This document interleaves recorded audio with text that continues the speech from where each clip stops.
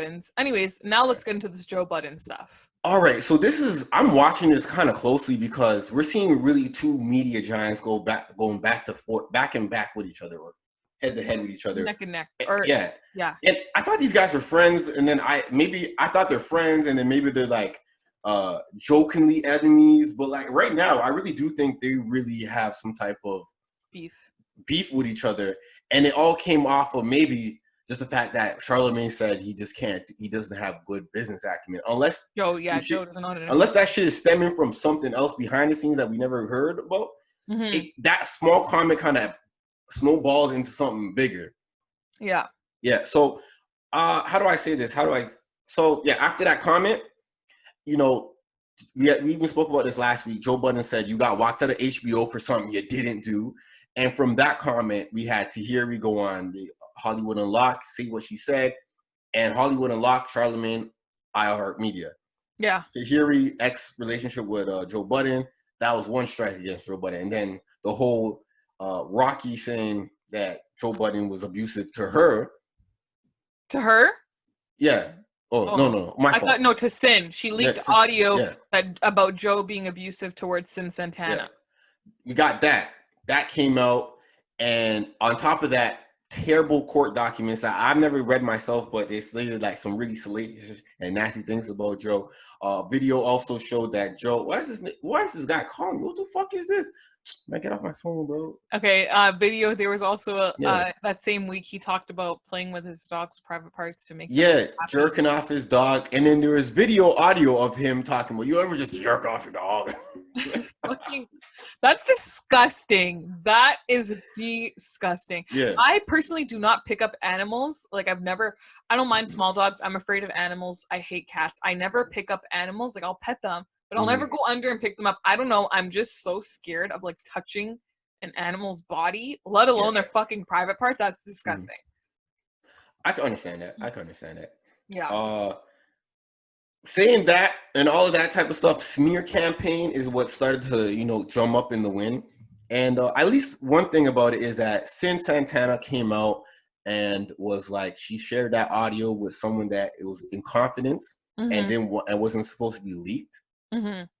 So she's sticking up for Joe. I'm pretty sure it was still Rocky Thunder. Yeah. Yeah. And Rocky Thunder manager. So if that's true, then it's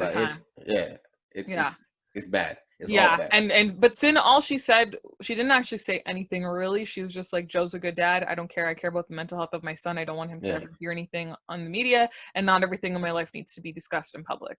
Yeah. And so right now, Joe's going through some stuff. During one of his podcasts, the one that drops on Wednesday, he was, if you listen to it, it was about like an hour and some change. Mm-hmm. He didn't talk too much. He was very sad. And he brought the conversation to a deep place for some reason. And then he came back on Saturday with like almost a 4-hour podcast addressing everything. Holy shit. This guy talks addressing, man, like I said, he is so good at talking, but when you listen to some of the context and try to connect the dots, he be talking a lot of shit. Mm-hmm. It's like I feel like Joe Budden talks the same way how a college kid writes an essay.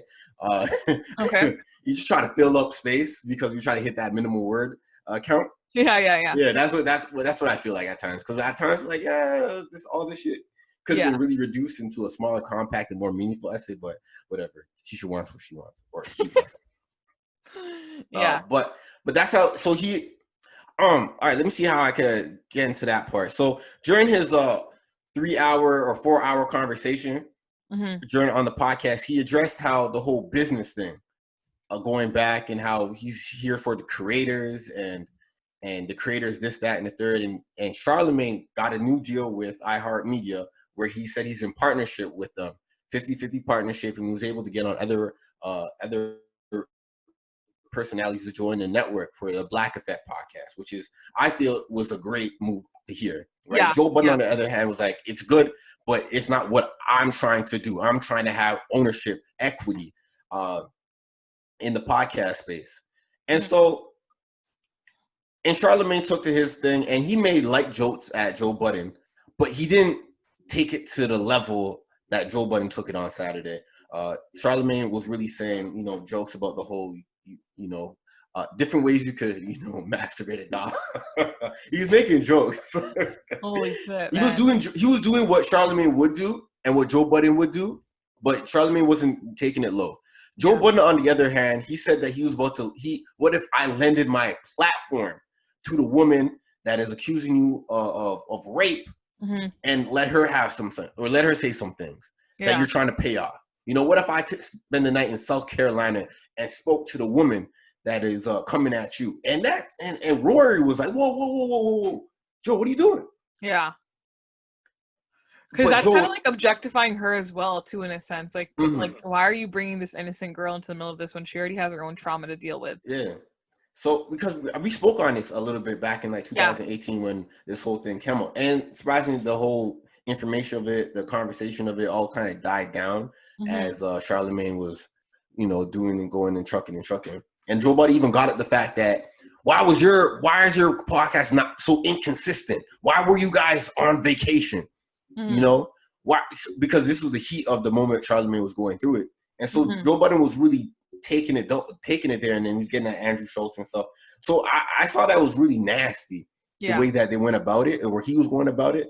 And it's kind of like he drew a line in the sand, and I'm waiting for what Charlamagne is going to come at. But maybe Charlamagne is working in the behind the scenes, trying to smear campaign. If he is trying to smear campaign, sometimes it might not even be him. Yeah. But Joe Budden believes it was Charlamagne. So I mean, he kicked his back in, man. How do I ask you, what do you think? Because this is my thing. Like, I think the whole thing, like, it does, with everything coming out and the timing of it, it does sound like a smear campaign, but it could also just be other people, like if we give Charlamagne the benefit of the doubt, it could very well just be other people like, oh shit, this Joe Budden stuff is popping. Great, now it's time for me to air out my dirty laundry that I had with him, so people can actually get at him and notice that this is what he did. Because if I do it at another time when it's not popping, then no one's going to pay attention to it. But right now, this is all everyone's looking at. Yeah. So it could very well be that at the same time. However, I do think the whole thing, with Jessica Reed, like bringing her in, like as an innocent woman who already suffered a trauma with the whole rape stuff, the alleged rape and everything, like I just think like that's fucked up to bring that in. And like I get it, like he's trying to like low blow at him and like it's like hit for hit kind of thing, but like you don't need to bring this innocent girl into it. And like she might actually be like if he was to offer that to her, she might actually be like, oh shit, like I want to go on this platform, whatever, and say my story, not knowing that like Joe doesn't give a fuck about your story. He's just doing it to get back at Charlamagne. Like he doesn't care about it. You know what I mean? So she's a tool. She's a tool. Exactly. But that's what I think about it. Yeah.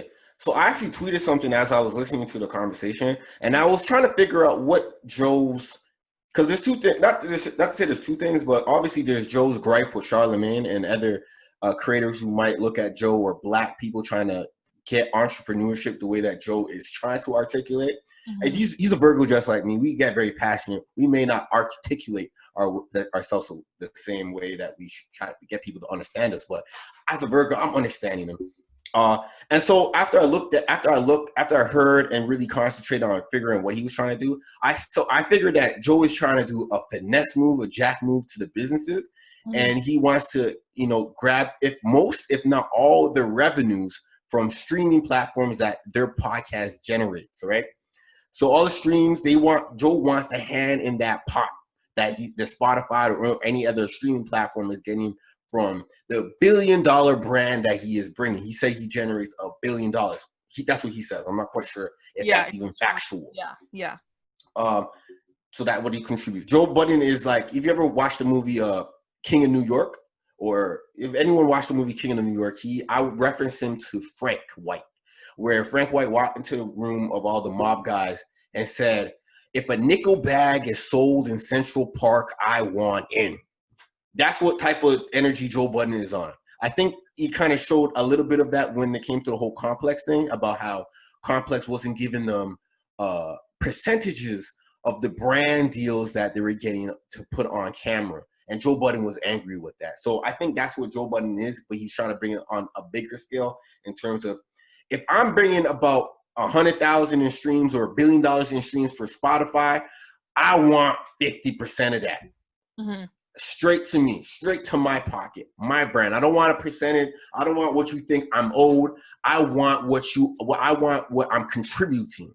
And then we got Irv Gotti, Murder Inc. He's one of the most popular producers, or I mean, let's say legendary. I'm gonna say legendary producers and record label owners at one time during the early 2000s.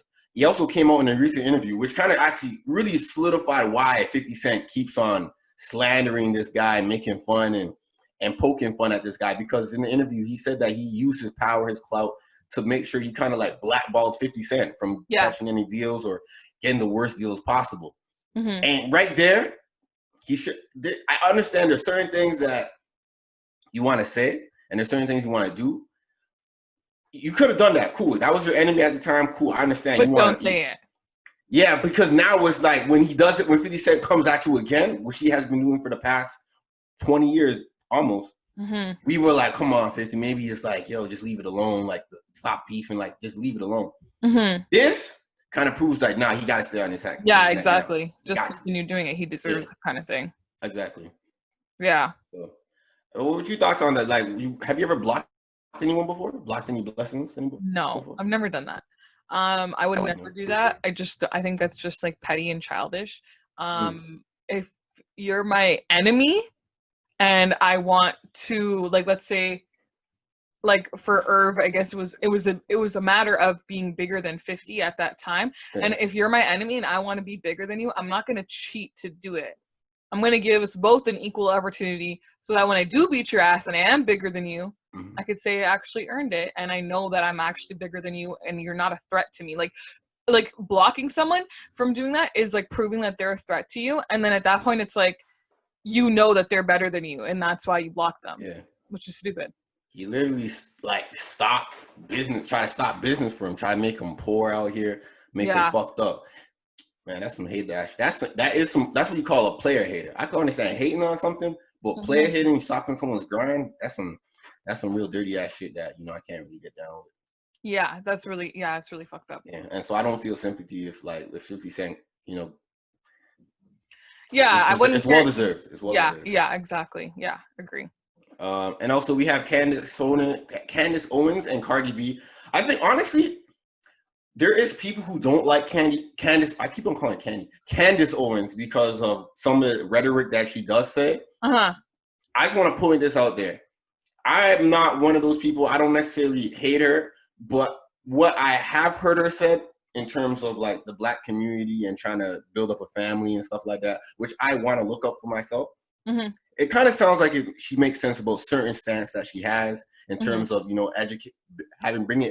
bringing a better education, educating the communities in terms of Black, and how she believed Cardi B was a tool for Joe Biden to pander to the Black audience. Yeah. Which it's kind of like, and someone hit me my DM and was like, he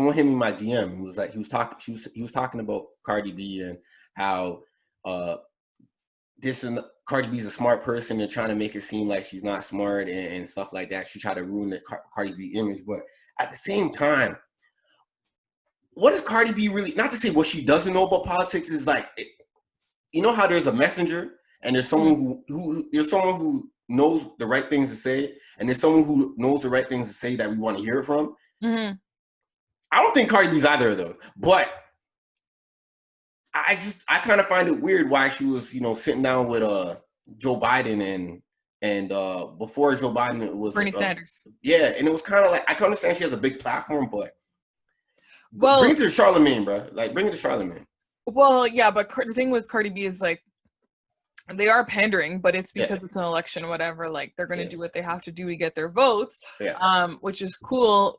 And like Cardi had like the #1 song. Well, she has a #1 song right now at the time. Does that even give you a crutch as to why a politician should come up to you? I don't know. That's what she said. That's what she said in her response to Candace, right? Yeah, but does that even give you substantial like weight in terms of why? I guess so, because then it's like, if you have the #1 song in the country, all those people who are listening to your song at this moment, that's #1, are also very intrigued by everything else you're doing at this very moment. So they're going to see you talking to Joe Biden and see that you endorse him, and they're going to be like, oh, I should vote for him, kind of thing. Okay, all right. So let me ask you this question: what if Joe Biden went to Tekashi 6ix9ine? He had the #1 song.